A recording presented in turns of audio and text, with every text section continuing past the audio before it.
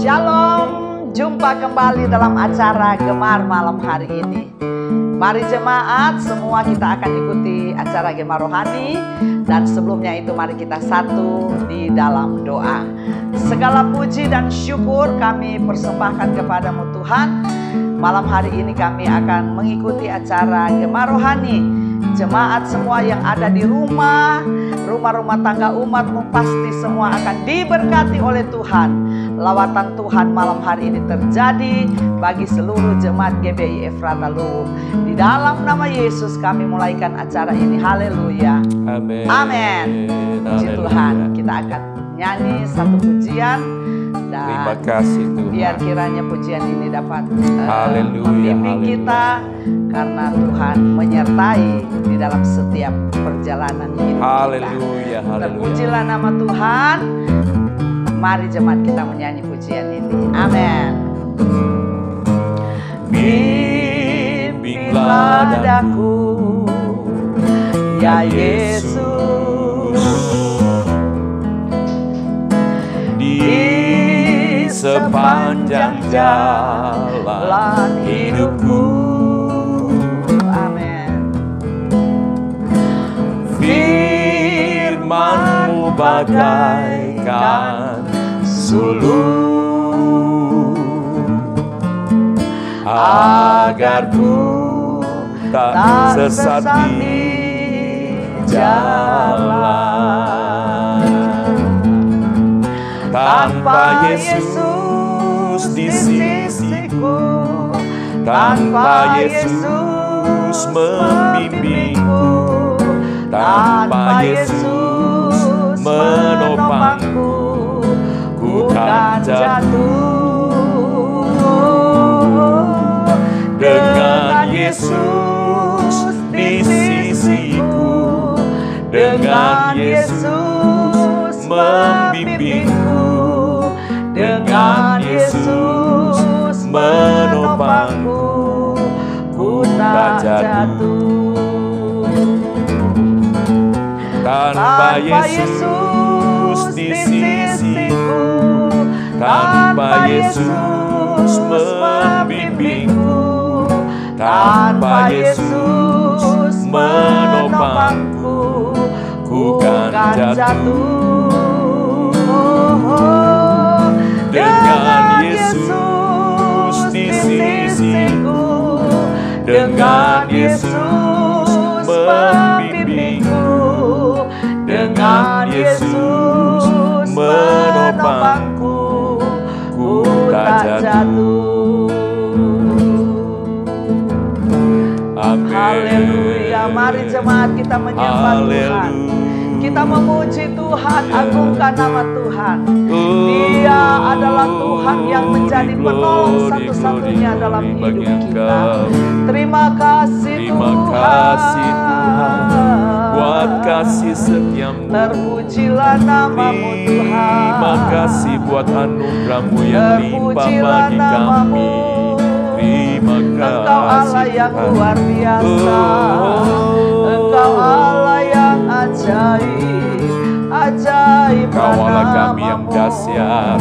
Terima Kau kasih Allah Tuhan. kami yang luar biasa. Terpujilah namamu. Kau Allah kami yang Terima hidup. kasih Tuhan. Kau yang memimpin dan menuntun hidup kami Ajaiblah Tuhan. namamu. Amin. Terima Haleluya. kasih Tuhan. Terima kasih. Terima kasih Tuhan. Terima kasih. Kami bersyukur kepadamu Tuhan. Terima kasih buat kehadiran Tuhan di dalam setiap rumah-rumah tangga umat-Mu, pribadi masing-masing. Dan malam hari ini Tuhan, kami semua akan dilawat oleh Engkau lewat kebenaran firman-Mu Tuhan. Biar firman Allah yang akan menjadi kekuatan di tengah-tengah pengiringan kami kepadamu. Terpujilah namamu Tuhan. Kami segera mendengarkan kebenaran firman-Mu.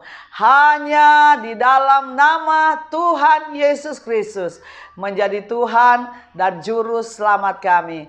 Haleluya. Amin. Puji Tuhan. Mari jemaat, kita akan ikuti kebenaran firman Tuhan. Haleluya.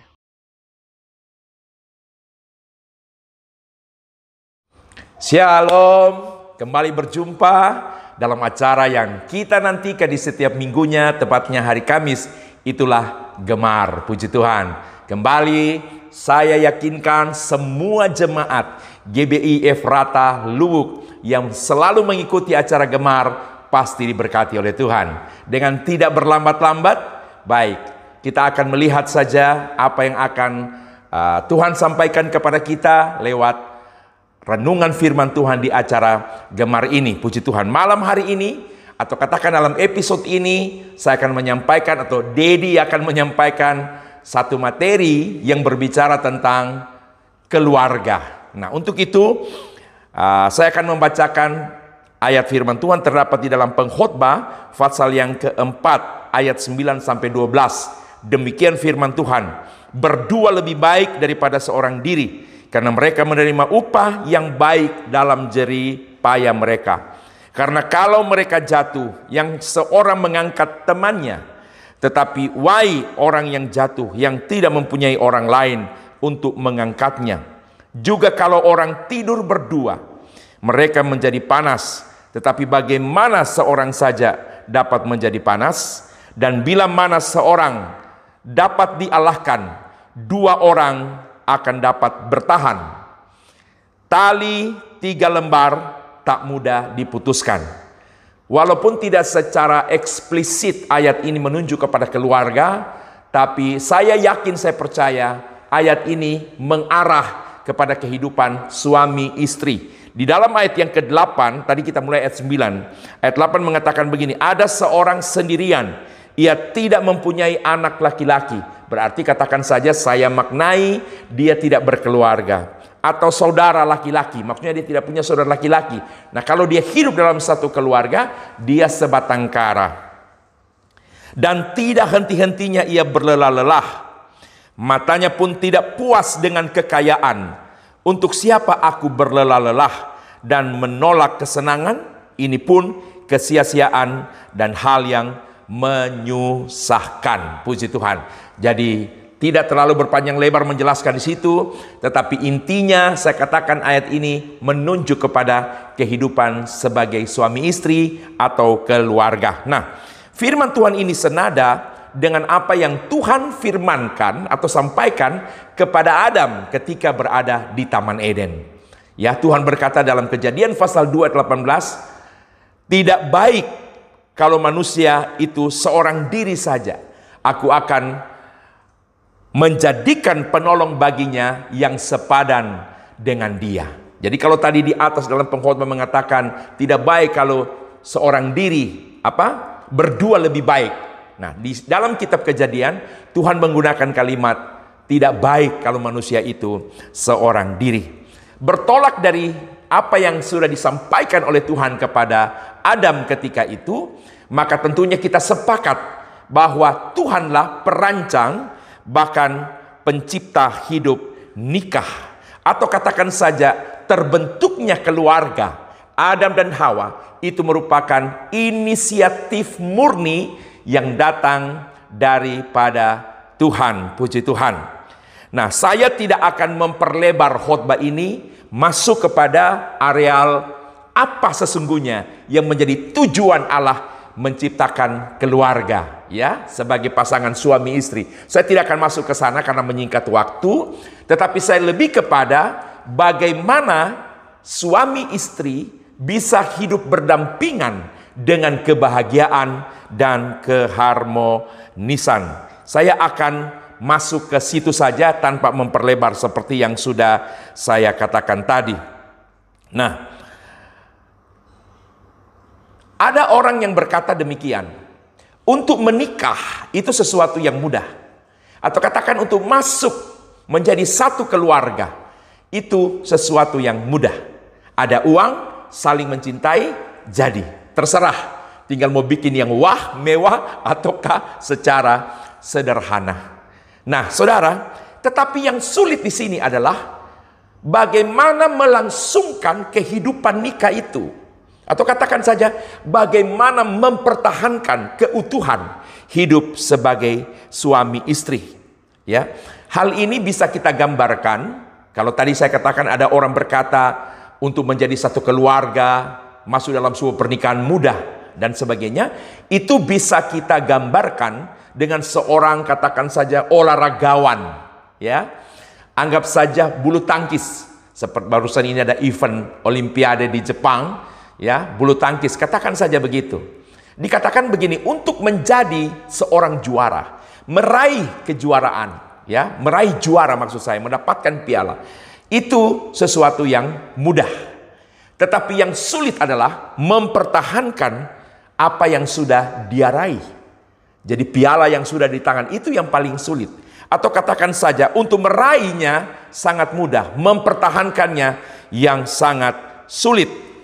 Nah, untuk itu dalam konteks keluarga, Tuhan telah memberikan satu petunjuk, atau katakan ini merupakan satu metode yang Tuhan telah taruh dalam Alkitab, dan itu terdapat di dalam Efesus pasal yang kelima ayat 22 sampai ke 25. Saya baca, hai istri, tunduklah kepada suamimu seperti kepada Tuhan, karena suami adalah kepala istri, sama seperti Kristus adalah kepala jemaat.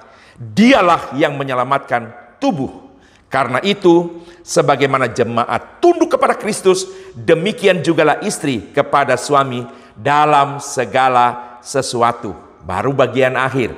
Hai suami, nah, kita ya, para pria, kasihilah istrimu sebagaimana Kristus telah mengasihi jemaat dan telah menyerahkan dirinya baginya.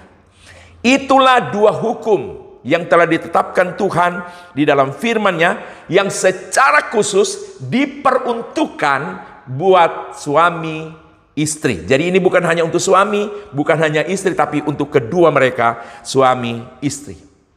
Berbicara mengenai keluarga, suami istri, setiap orang, setiap insan yang telah mengambil keputusan untuk menikah, masuk dalam keluarga, menjadi sebuah keluarga, saya yakin semua mempunyai tujuan, atau katakan saja punya dambaan. Apa gerangan yang menjadi tujuan dan dambaan setiap orang yang masuk dalam rumah tangga? Pasti kedua-duanya mereka punya tujuan atau dambaan menjadi pasangan suami istri yang bahagia dan harmonis. Itu sudah satu hal yang pasti. Tidak pernah ada satu pernikahan berlangsung lalu di dalamnya ada satu di antara dua yang berharap supaya kehidupan bahtera keluarga ini akan berhenti di tengah jalan. Saya yakin tidak pernah ada. Semua berharap supaya mereka suami istri menjadi pasangan suami istri yang menikmati kebahagiaan dan keharmonisan. Nah, rahasia untuk kita dapat mengalami kebahagiaan dan keharmonisan di dalam keluarga, kita hidup menurut konsep yang sudah diberikan Allah di dalam Alkitab, ya, yaitu istri tunduk pada suami, suami mengasihi istri. Itu konsepnya. Atau saya pakai istilah ini merupakan hukum yang sudah ditetapkan di dalamnya. Kenapa? Kalau saya katakan kita harus mengikuti konsep atau petunjuk dalam Alkitab, karena dunia mereka punya konsep tersendiri. Bagaimana suami istri satu keluarga bisa mengalami kebahagiaan dan keharmonisan. Tetapi bagi saya mau katakan bahwa apa yang sudah diletakkan Tuhan sebagai ketentuan atau sebagai hukum di dalam kehidupan keluarga, di mana istri harus tunduk kepada suami dan suami harus mengasihi istri, bagi saya ini sesuatu yang sudah sangat sempurna, di mana melalui kedua hukum yang diberikan kepada suami istri ini, itu cukup membuat suami dan istri mereka mengalami bahagia dan harmonis, ya. Nah, kemudian berbicara mengenai kewajiban istri untuk tunduk, mengenai tunduk bagi istri dan mengasihi bagi suami, ini adalah sesuatu yang harus dilakukan secara bersama. Artinya dua-dua berkewajiban melakukan. Tidak bisa tidak. Nah, tidak hanya sebatas itu, bahwa ini harus dilakukan oleh kedua, baik suami maupun istri, tetapi dalam waktu yang sama, ya, dalam waktu yang sama, kedua-duanya harus melakukan. Dalam arti begini, seorang istri tidak bisa menuntut suami mengasihi engkau, kalau pada waktu yang sama di mana engkau menuntut dia untuk mengasihi, engkau sendiri tidak tunduk kepadanya. Sebaliknya, seorang suami tidak bisa menuntut istri tunduk kepadanya, sementara di waktu yang sama dia tidak mengasihi istrinya. Jadi dilakukan secara bersama pada waktu yang sama. Puji Tuhan. Ada beberapa hal yang saya ingin sampaikan sebagai hal yang menunjang untuk tujuan dan dambaan kebahagiaan keharmonisan itu bisa diraih. Yang pertama, maaf ini agak sedikit cepat karena mengingat waktunya. Yang pertama, apa yang harus kita lakukan supaya kita bisa menjadi pasangan suami istri yang bahagia dan harmonis? Yang pertama, tempatkanlah Allah sebagai kepala di dalam keluarga. Di dalam posisi Tuhan sebagai kepala dalam keluarga, maka otoritas ada pada Allah itu sendiri. Dan dengan itu dia akan menuntun, dia akan memimpin, dia akan menjaga suami istri di dalam bahtera kehidupan rumah tangga mereka. Artinya seutuhnya kehidupan suami istri ada di dalam proteksi daripada Tuhan. Dan dengan kuasa, otoritas yang ada padanya, itu artinya kala mana badai dan gelombang datang, semuanya pasti teratasi dan pasti terselesaikan atau pasti terlewati, terlalui. Puji Tuhan ya. Itu yang pertama. Yang kedua, jadikanlah Tuhan sebagai oknum ketiga. Mengapa perlunya Tuhan kita tempatkan sebagai oknum yang ketiga? Dikarenakan sering terjadi di dalam satu keluarga suami istri. Terjadi yang namanya ada perselisihan, ada juga percekcokan di dalamnya. Nah, kehadiran Tuhan sebagai oknum ketiga, dia akan berada, dia berdiri di tengah-tengah dalam posisi netral. Sehingga ketika situasi itu terjadi, ada perselisihan, ada percekcokan, maka Tuhan akan berperan di sana. Sehingga kalaupun ada perselisihan dan masalah, pasti akan berakhir dengan damai. Mereka kembali bisa mengalami kebahagiaan lalu keharmonisan. Puji Tuhan. Yang ketiga, apa yang perlu kita lakukan untuk mendapatkan kebahagiaan keharmonisan? Yang ketiga adalah kita saling menasehati. Hal ini diperlukan. Kenapa? Karena tidak selamanya kita berada di jalan yang benar. Katakan saja begitu. Nah, di waktu mana sementara menjalani kehidupan suami istri, satu di antaranya ada yang keluar dari jalur, maka salah satu di antara suami atau istri, dia harus menjadi penasehat bagi yang menyimpang tadi. Entah istri atau suami. Jadi ini perlu dalam hal saling menasehati. Kemudian di dalam hal saling menasehati, yang dibutuhkan di sini adalah kerelaan atau kelapangan hati untuk apa? Menerima nasihat daripada pasangan kita. Nah, khusus buat suami, terkadang kalau suami memang, karena saya suami jadi saya tahu bagaimana seorang suami menghadapi istri yang memberikan nasihat, apalagi teguran. Kita pria itu lebih didominasi oleh rasa gengsi, merasa kepala, tapi kau dinasehati. Tapi ada istilah begini, kalau untuk tujuan yang baik, kenapa tidak? Terima saja. Hanya memang dalam hal ini kepada istri dituntut supaya berhikmat. Kalau menegur, kalau memberikan nasihat, carilah waktu yang tepat dan dengan cara yang baik. Puji Tuhan. Yang keempat, saling tolong menolong. Puji Tuhan. Di dalam kenyataannya ada saat-saat di mana apa yang menjadi tugas istri, tugas dan kewajiban istri, tidak bisa dilakukan olehnya. Dikarenakan apa? Ada kondisi atau situasi tertentu yang membuat itu tidak bisa dikerjakan. Nah, kalau itu terjadi, suami engkau harus punya inisiatif menolong istri dalam hal mengerjakan apa yang seharusnya istri kerjakan. Katakan cuci piring, nyapu rumah dan sebagainya, menggendong anak dan sebagainya ya. Sebaliknya pun sama. Puji Tuhan. Itu dalam hal saling menolong. Kemudian saling melayani. Dalam hal saling melayani dibutuhkan kepekaan, kemudian kerelaan juga di dalamnya yang penuh ya. Kenapa?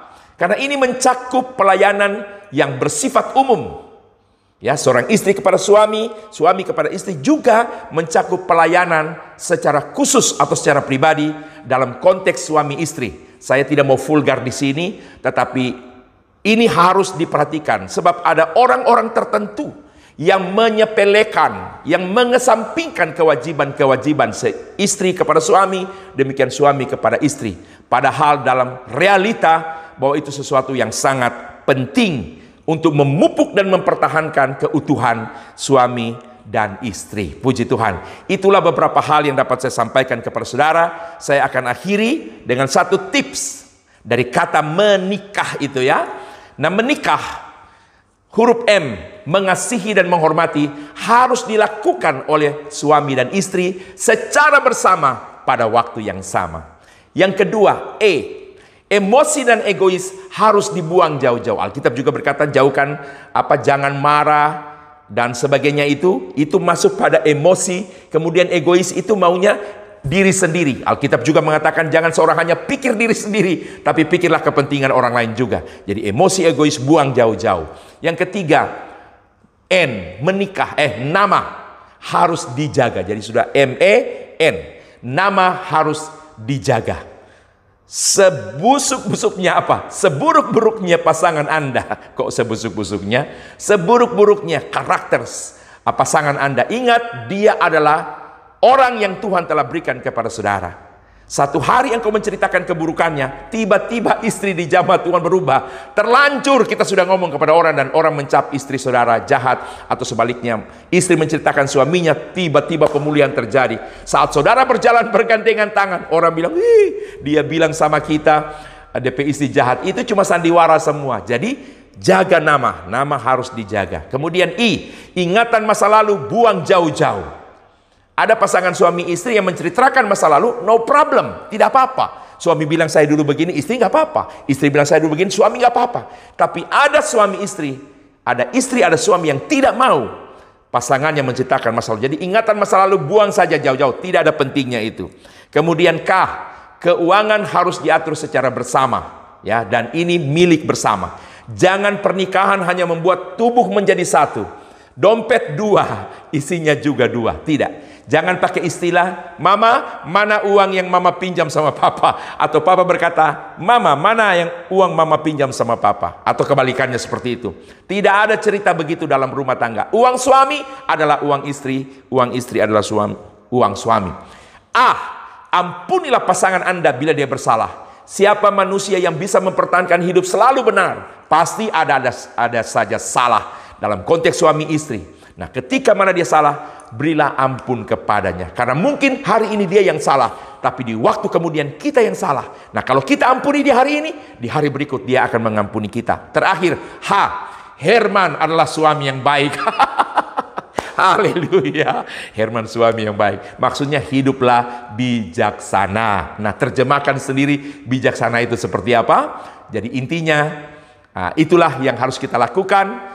Bagaimana kita sebagai suami istri bisa mencapai kebahagiaan keharmonisan. Poin-poin yang sudah saya kemukakan ditambah dengan tips menikah itu ya. Kiranya Tuhan menolong kita semua. Roh Kudus akan memberikan kekuatan sehingga suami mampu melakukan kewajibannya. Demikian istri pun mampu melakukan kewajibannya. Tuhan Yesus memberkati kita semua. Amin. Haleluya.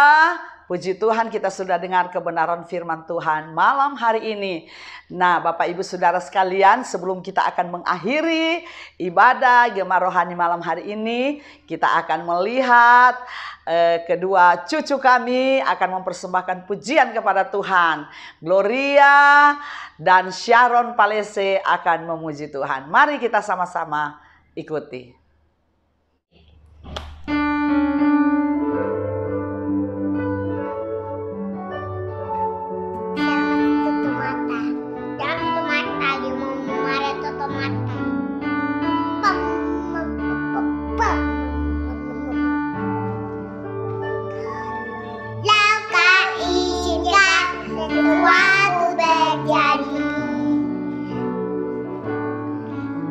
Percaya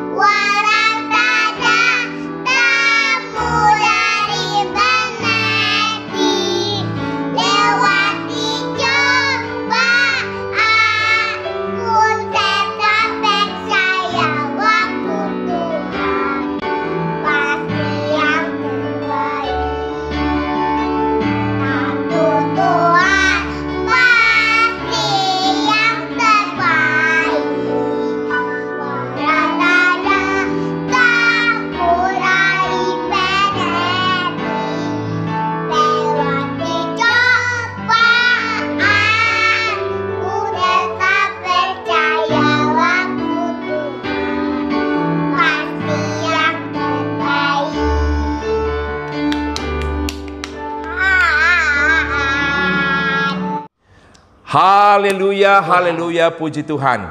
Kami bersyukur pada malam hari ini karena kami kembali mendapatkan bekal dari firman Tuhan secara khusus bagi pasangan suami istri atau keluarga masing-masing kami, di mana kami ingin menjadi pasangan suami istri sesuai dengan apa yang menjadi tujuan dan dambaan setiap kami.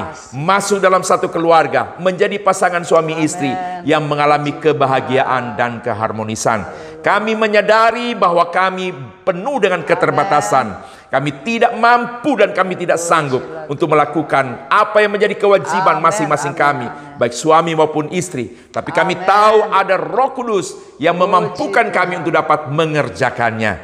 Oleh karena itu, biarlah Engkau selalu ada pada setiap kami, sehingga setiap apa yang kami lakukan semua dituntun dan dipimpin oleh Roh Kudus. Terima kasih banyak Tuhan.